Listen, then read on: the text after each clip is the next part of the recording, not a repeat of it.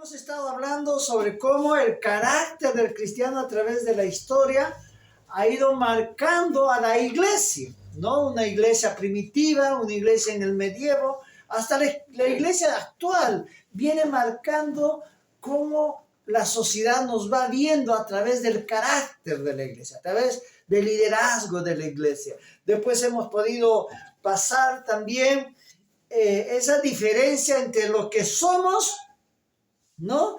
Y lo que nos demostramos, esa diferencia, ¿no? Cómo a veces nosotros mostramos cosas y somos completamente diferentes. Sí, hemos hablado de lo que era eso, ¿verdad? Es tremendo lo que es una honestidad y una integridad, lo que aparento y lo que realmente soy. Luego hemos pasado a ver lo que tenía que ver con cómo nos ve la gente, ¿no? La reputación que tenemos frente a la gente, pero también cómo nos ve Dios, que es diferente a lo que nos ve la gente, ¿no? Usted me ve acá rubio, alto, hermoso, ojos, así yo me veo, ¿no? Cuando me miro en el espejo me veo así, pero Dios me ve realmente como soy, ¿sí? No puedo engañarle a Dios. Ya hemos hablado justamente sobre eso, sobre lo que era la reputación, ¿no? Y cómo el Señor nos iba viendo a través de nuestro propio carácter. Y la semana pasada hemos hablado de cómo el carácter y cómo vamos formando ese carácter y cómo se nota el carácter de la persona, y habíamos hablado a través de la madurez, del dominio propio, y cómo uno nota el carácter cristiano a través de qué es lo que hablamos, ¿no? Cómo hablamos las cosas, y nos hablaba Santiago de la lengua. Entonces, hoy vamos a ver ya también al cristiano, mejor dicho, vamos a ver de que si el carácter llega, así como algunos piensan, ¿no?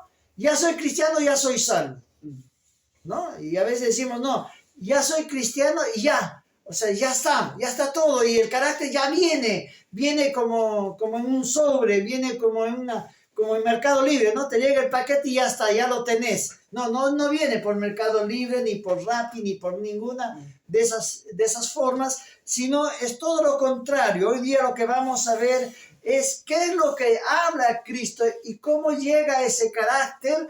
Y vamos a empezar a entender en lo que se llama en la teología del sufrimiento y la perseverancia. Entonces vamos a tratar de demostrar a través de la palabra, ¿no? Que las pruebas y las situaciones que nosotros pasamos y que nos hace atravesar el Señor no es para destruirnos de ninguna manera, sino es todo lo contrario, es para formar un carácter, ¿sí? Amén. Esas pruebas, esas situaciones que atravesamos, viene a ser ese crisol que nos va ayudando a sacar nuestras impurezas para alcanzar, como diría Pablo, la perfección en Cristo Jesús, ¿sí? Entonces, lo que vamos a ver ahora es que hoy en día en nuestra sociedad, en la sociedad contemporánea, en nuestra época, ¿no? Encontramos de que padece en la sociedad una fobia al sufrimiento, ¿sí? Nadie quiere sufrir. De ahí que llamamos los famosos chicos cristal, ¿verdad? ¿Sí? Que donde pasan una situación se decepcionan, se sienten mal, hay personas que hasta se suicidan.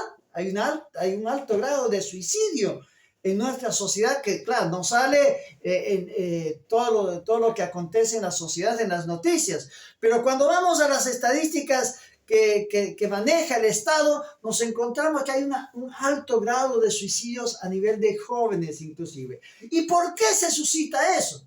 Si comparamos, por ejemplo, las épocas antiguas, vamos a encontrar, por ejemplo, que yo a los 21 años ya tenía una familia.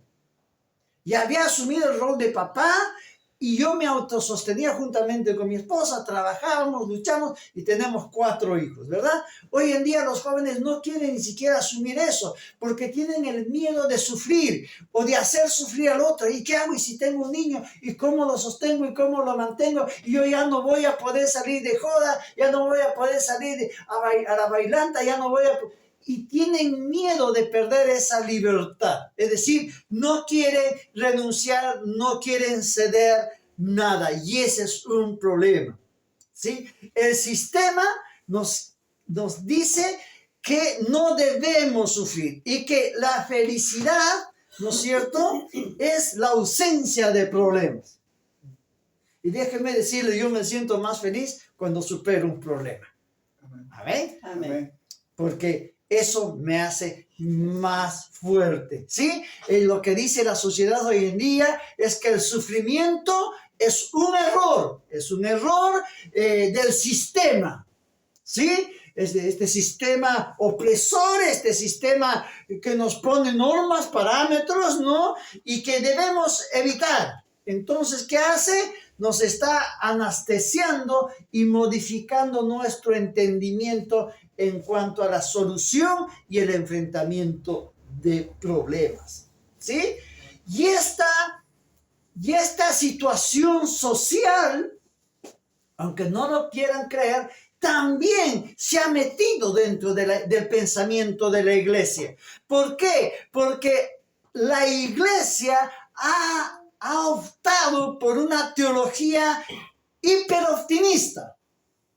Tú puedes, tú eres fuerte, tú lo logras, y no funciona así. El logro y la meta y alcanzar el que yo esté acá parado frente a ustedes es un proceso en la vida de cada uno. No, a veces cuando decimos, yo quisiera ser como Marcos Witt, yo quisiera ser como fulano, como sutano. Sí, ¿no? Y a veces hermanos decían, pastor, ore para que yo sea como yo, yo quiero ser como usted, pastor, ore para que ser como usted. Y uno le dice, si tú supieras toda la que yo he pasado, querido, Amén. ¿no? A ver, pregúntenle a la pastora, dejar su país, dejar su nacionalidad, venir acá, no volver en más de 30 años. Que la pastora no ha vuelto a su país, ¿no? Y quiere ser como la pastora. O sea, ¿tú estarías dispuesto a dejar familia, amigos, tu sociedad, tu identidad nacional y no volver 30 años a tus pagos?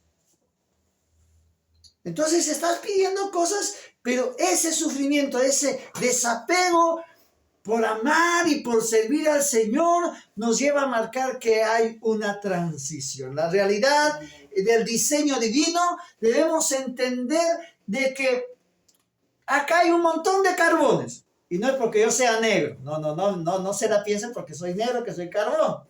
Pero cuando uno compara el diamante con el carbón, ¿sí? Déjeme decirle que la composición química es la misma. Es carbón. Pero ¿qué es lo que le ha diferenciado entre lo que es el diamante y lo que es el carbón? Una sola cosa. Que el diamante es un carbón que ha sido pasado por presiones tectónicas, la tierra lo ha apretado y aparte ha sufrido altas temperaturas que lo ha cristalizado. Y como ha sido tan oprimido por la misma tierra, por las mismas rocas del suelo donde está ese carbón, ¿qué ha hecho? Lo ha hecho duro. ¿Me dejo entender? Y el mismo fuego ya ha dejado de ser esa madera y se ha cristalizado. Es decir, que para ser un diamante tienes que ser apretado, tienes que pasar por fuego, como el oro también, ¿no? Nosotros que venimos de países donde hay mucho oro, ¿no? Bolivia, Perú, o donde hay mucha plata, donde hay metales nobles, sabemos que para poder alcanzar una mayor pureza en el metal, ¿qué tiene que pasar? Por fuego, ¿sí? Por el crisol que se llama, ¿no? Entonces ahí ponen el metal y lo van quemando, y cuanto más lo queman, va saliendo lo que se llama la basura, ¿no? Es decir, se va lavando las impurezas, ¿sí? Entonces, lo que se llama la escoria, perdón, eso se llama en metalurgia la escoria, ¿no? Entonces, va quedando. Y es que así es exactamente lo que va a suceder. Esa presión, esa situación no destruye al carbón, todo lo contrario. lo fortalece. Y ese fuego no destruye el oro. Todo lo contrario, va a ser para alcanzar una mayor pureza. Amén. Es más, la palabra dice que seremos quemados, ¿sí? Y los que tenemos hojarasca, no sé si pasaremos la prueba, ¿no? Tenemos que ser como oro, ¿no es cierto? Bien. Amén. Entonces, por ello, vamos a ver lo que nos dice el Espíritu Santo. Entonces, en la escuela del Espíritu Santo, para nosotros, la crisis no es un desvío del propósito de Dios. La crisis no es que tú te apartes de Dios. No. Sino que la crisis es esa materia prima del propósito de Dios. ¿Sí? Debo decirles que justamente que las pruebas no producen carácter. Las pruebas no producen carácter. Simplemente lo que hacen las pruebas es revelar de qué estás hecho. Amén. ¿Sí? Las pruebas no son tentaciones. Nosotros las pruebas que le llamamos tentaciones, ¿no es cierto? Ay, Dios me ha tentado. No, Dios no te tienta. Dios te está probando. Está viendo de qué estás hecho. ¿Sí? Es como aquel que dice, yo cuando tenga plata voy a diezmar, voy a ofrendar, ¿verdad? Encuentra un trabajo y se olvidó de la iglesia. Dice, se apartó, no, es que eso está en el carácter de la persona. Por eso dice, el que me es en poco fiel, sobre mucho lo pondré. ¿Por qué? Porque si eres fiel en lo poquito, tu carácter está formado a ser dadivoso. Amén. Y acá tenemos hermanos dadivosos, ¿verdad? Entonces, eso es lo que sucede con la prueba. Entonces, cuando nosotros vemos eso, entendemos que bajo esas presiones, ¿sí? Bajo esas pruebas, bajo la soberanía de Dios, esas pruebas van a fijar el carácter de Cristo en nuestras vidas. Amén. Para eso sirven las pruebas. Entonces, esa resiliencia, es decir, esa capacidad de adaptarse, de recuperarse, esa capacidad de salir fortalecido en las situaciones adversas, en los traumas, en esas tensiones, ¿no? Que sufrimos los cristianos, para nosotros no es un optimismo psicológico ni una dureza estoica. No. No nos equivoquemos, sino que cuando nosotros enfrentamos las pruebas y salimos adelante, y usted a pesar de verme enfermo, me ve siempre sonriente, ¿es por qué? Porque simple y llanamente estoy sostenido por Dios. Amén. Porque mi confianza y su confianza tiene que estar en el Padre. Entonces no importa la prueba que venga sobre usted, no importa la situación que venga, porque usted sabe que es nuestro Señor quien lo va a sustentar. ¿Sí? Amén. Nuestro anclaje, nuestro soporte está en el Señor. Y vamos a ver lo que nos dice la palabra. Y vamos a volver donde nuestro amigo Santiago, que vimos la semana pasada. Vamos a agarrar el libro de Santiago, el primer capítulo, versículos 2 al 4, que dice, hermanos míos, dice, tened por sumo gozo cuando os halléis en diversas pruebas, sabiendo que la prueba de vuestra fe produce paciencia. ¿Sí? Cuando nosotros vemos este pasaje y encontramos esa palabra prueba, esa palabra prueba viene del griego que se dice peirasmos, ¿sí? Y en el contexto helénico, en el contexto griego que estamos hablando, esa palabra no implica una tentación para caer. No está hablando, en el griego no está hablando de una tentación, está hablando de una... ¿Qué cosa? Prueba. ¿Sí? Está hablando, y cuando hablamos de prueba, estamos hablando de un examen. ¿Sí? Un examen de resistencia. ¿Sí? Y ese examen de resistencia es un test para marcar la autenticidad. como el oro para probar su pureza. ¿Sí? Santiago habla de que estas pruebas son diversas. ¿Sí? Dice así. ¿Qué decía el pasaje? Cuando leéis en diversas pruebas. Y cuando habla de esas diversas pruebas, tiene un término en griego también que se llama poikilos. Y poikilos significa multicolores, ¿sí? Polifacéticos. Entonces, ¿qué nos está diciendo? Que Dios va a permitir que vengan diferentes formas de prueba. Te va a venir una prueba en tu salud, te va a venir prueba en tu economía, te va a venir prueba en el trabajo, te va a venir prueba en todos los aspectos. Porque sería absurdo, ¿sí? ¿Se imaginan que yo queme un solo lado de una pepita de oro, verdad? Tengo que quemar todo. ¿Sí? Sería absurdo que haga presión en un pedacito de carbón nomás. Tengo que presionar todo el carbón, la placa tectónica presiona todo el carbón. ¿Para qué? Para que rompa eso y cree una dureza pareja, un brillo parejo, una piedra pareja, una roca pareja. Amén. Sí, y así es como trabaja nuestro Dios en las diferentes áreas de nuestro orgullo, de nuestra autosuficiencia. Dios quiere que pierdas tu orgullo. Por eso la palabra dice, ser mansos y humildes. Y trabaja en nuestra autosuficiencia. ¿Por qué? Porque Dios quiere que nosotros tengamos una total autodependencia de Él. Amén. Entonces, en lo que es la contabilidad de la fe, en lo que es esa expresión, tener por sumo gozo, ¿sí? Aquí está abriendo un verbo que es hegeomai. ¿Qué es hegeomai? Es un término contable y financiero. Acá hay alguien que estudia contabilidad, sí, hay uno que estudia contabilidad, y que sabe qué significa, es calcular, evaluar, considerar una pérdida aparente como una ganancia neta. ¿Sí? Entonces ahora Santiago nos está promoviendo algo que no es que seamos masoquistas, ¿no? Emocionales.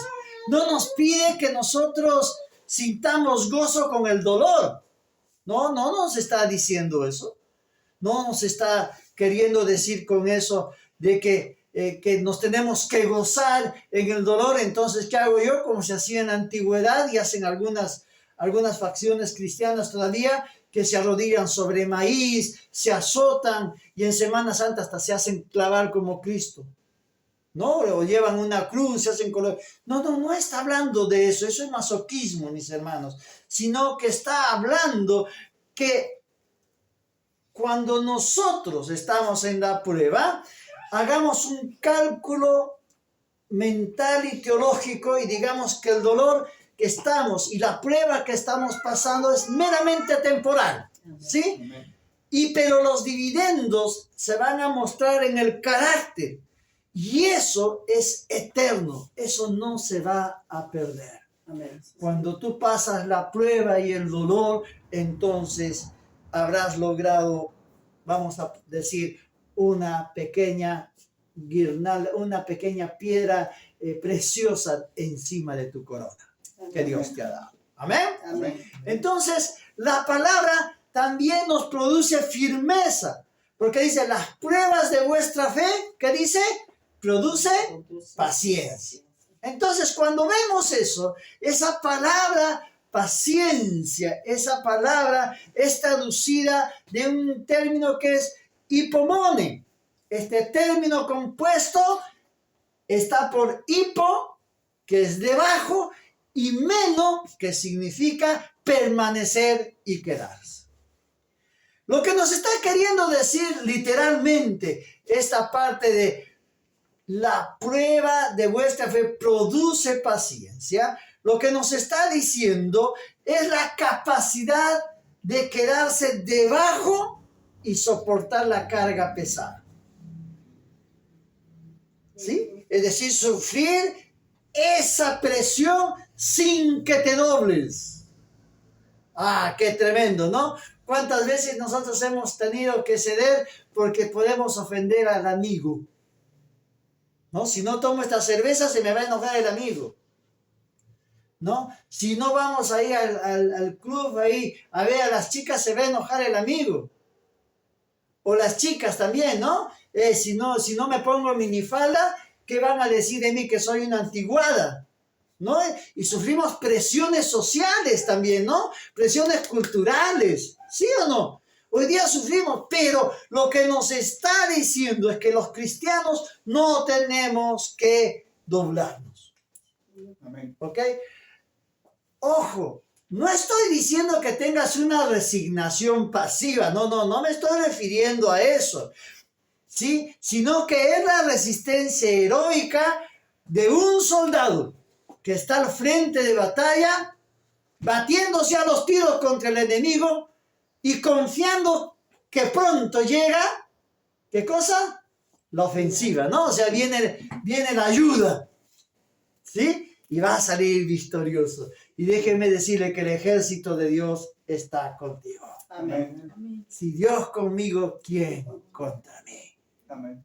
Nunca se olvide de eso. Cuando esté pasando esas pruebas, esas dificultades, tenemos que agarrarnos de ese hermoso Señor. Y vamos a ver qué es lo que nos dice Romanos al respecto de esto de la prueba, ¿sí? Romanos 5, 3 al 5. Y yo les voy a leer desde el versículo 1 que dice: justificados pues por la fe, tenemos paz para con Dios por medio de nuestro Señor Jesucristo, por quien también tenemos entrada por la fe a esta gracia en la cual estábamos firmes y nos gloriamos en la esperanza de la gloria de Dios. ¿Y qué dice? Y no solo esto, sino también nos gloriamos en las tribulaciones, sabiendo que la tribulación produce ¿qué? Paciencia. La paciencia produce prueba y la prueba esperanza. Y la esperanza, dice la palabra, no avergüenza, porque el amor de Dios ha sido derramado en nuestros corazones por el Espíritu Santo que nos fue dado. Es interesante lo que dice la palabra y dice: Pablo afirma que nos gloriamos en las tribulaciones, La palabra tribulación es telipsis, un término utilizado en la antigüedad para describir ese proceso de prensa que se realizaba sobre la aceituna para sacar el zumo, para generar el aceite de oliva, o esa presión que se hacía para sacar el zumo de uva. En otras palabras, Dios te va a sacar el jugo. O sea, Dios te va a presionar para sacar, como diría Will Smith en su película, para sacarte lo mejor de lo mejor. Amén. ¿Sí? Es decir, Dios va a hacer eso porque el carácter no da su mejor fragancia hasta que no pasa por ese proceso. Amén. Sí, Señor.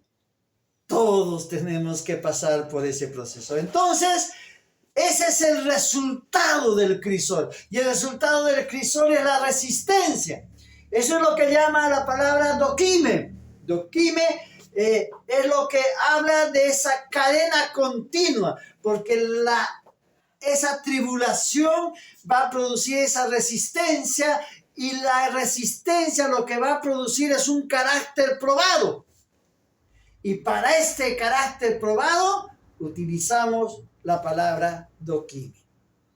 Y esto era un término legal dentro de lo que se utilizaba ahí en la antigua Grecia, en las épocas de Jesús, ¿sí? Tenemos que entender en cuenta que cuando se escribe estas palabras, se está escribiendo para que pueda entender el común de la gente. Y siempre la Escritura ha hablado en función a quién va dirigida la palabra, ¿verdad? Entonces los romanos la tenían clara con esto. Ellos sabían que este término legal se usaba para el oro y la plata. Es decir, el Dokimi marcaba la pureza del oro y la plata. ¿Usted se ha dado cuenta cuando usted va a comprar oro? ¿Sí? No sé si alguno tenga acá algunas alhajitas de oro. Dice 14, 18, 24 quilates. ¿Qué te está diciéndote? Es la pureza del oro. Y cuanto más quilates, más pureza, ¿no? Más pasado por el fuego. Y eso es lo que marcaba el Dokimi, ¿sí? Entonces, un cristiano con Dokimi es alguien que ha sido procesado. Es un carácter que ya no es teórico, ¿sí? Yo escucho predicar a jovencitos que ni siquiera les ha dolido la muela y empiezan a hablar de cosas que no entienden y no saben del proceso que se necesita para formar el carácter, ¿sí? Es decir, para nosotros, los que ya tenemos años en el proceso de que Dios nos va machacando y nos mete a la prensa, y a veces somos duros, y nos vuelve a meter a la prensa hasta que, déjeme decirle, usted no va a poder romper la prensa. La prensa de Dios no se quiebra. Usted dice, no, yo soy más duro que Dios. No. Olvídese, Dios lo va a prensar. Entonces, para eso es que nosotros hemos sido verificados. Y Cristo mismo tuvo que pasar por su prueba en el desierto. Así que usted no está exento de la prueba. Cristo, antes de ser crucificado, pasó su prueba en ese monte de Getsemaní. ¿Sí? Él sabía, él ya tenía entendido todo lo que lo iban a azotar, lo iban a clavar, le iban a poner la corona de espinas, que iba a ser clavado en una cruz. Él ya la sabía, porque él es Dios dentro de todo. Él sigue siendo Dios. Es principio y fin, igual que el Padre. Por eso dice, líbrame de este trago amargo. Si Cristo fue crucificado y si Cristo pasó por eso, debemos entender que esta prueba. Y la cadena termina en algo, termina en la esperanza, ¿verdad? Y la esperanza es esa esperanza que no avergüenza. Y ese es un término que dice kataischino en griego. ¿Y qué significa eso? Es una esperanza que no te va a defraudar. Kataischino significa no defrauda. Nos está diciendo que jamás la prueba nos va a decepcionar. ¿Por qué? Porque está cimentada en esa fidelidad histórica de Dios en nuestras vidas. Porque Dios es fiel. La palabra dice, yo nunca te dejaré ni te desampararé.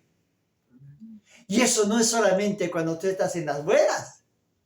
Es más aún, cuando estás en las pruebas, es Dios quien te va llevando. Cuando veamos a Sarita seguro por acá caminando dentro de unos meses, ¿todos qué vamos a hacer?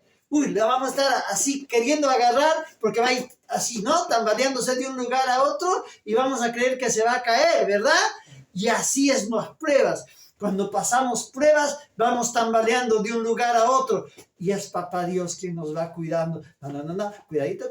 No. Pisa firme, para este lado. Y así nos lleva Papá Dios. Es por eso que la prueba no defrauda, porque es Dios quien está con nosotros. Amén. Y esto lo vamos a encontrar en los hombres de Dios, ¿no? Encontramos un Job que pasa la prueba, ¿no? Que sufre esas presiones. Fíjense que en un solo día es prensado 4 veces, ¿no? Pierde sus activos económicos, ¿no? Se destruye su patrimonio, mueren sus hijos y encima le viene enfermedad. ¡Qué tremendo!, ¿no? Es decir, tiene una presión psicológica, emocional y física. Ese es Job. Job está ahí. Está siendo presionado, ¿sí? Y llega a esos niveles casi inhumanos, ¿verdad? ¿Quién puede soportar que en un día te pase todo eso, todo junto encima? ¿Sí? Entonces, a veces cuando nosotros estemos pasando pruebas, va a venir la tentación.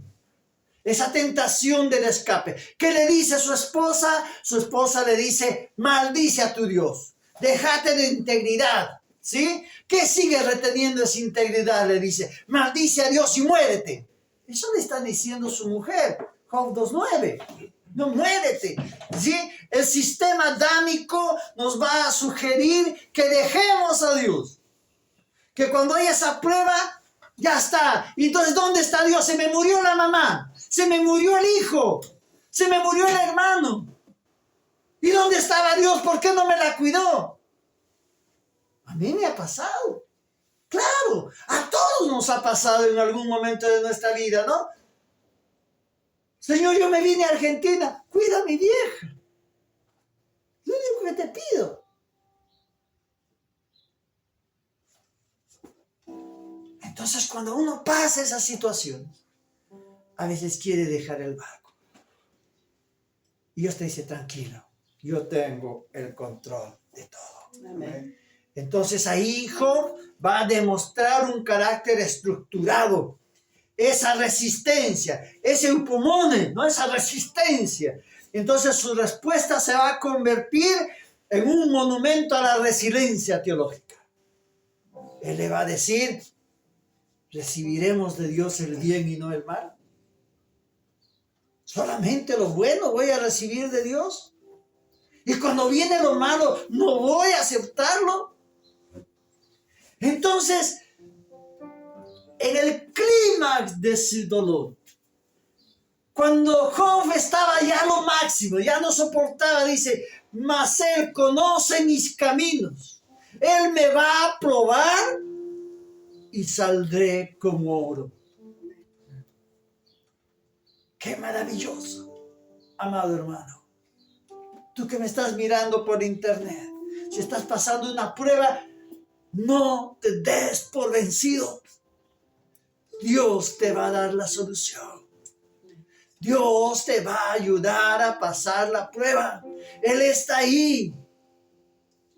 Él está ahí como papá cuidándote. Job no entendía las razones de por qué estaba pasando eso en su vida. No entendía la manifestación celestial, pero sí conocía el carácter de su diseñador. Él sí conocía el carácter de Dios. Él sí sabía que cuando pasa algo es porque Dios está haciendo algo con nuestras vidas. No se olvide de eso. La crisis sobre Job no lo va a destruir. De hecho, no lo destruyó, ¿sí? No lo removió, sino lo que hizo fue llevarlo a ver cara a cara a Dios. ¡Qué maravilloso! Cuando Él le dice, porque de oídas te había oído, mas ahora mis ojos te ven. Amén. Amado, si usted está pasando esas pruebas, si usted está pasando esas pruebas, dígale a Dios, Señor, permíteme verte. Quiero verte, Señor.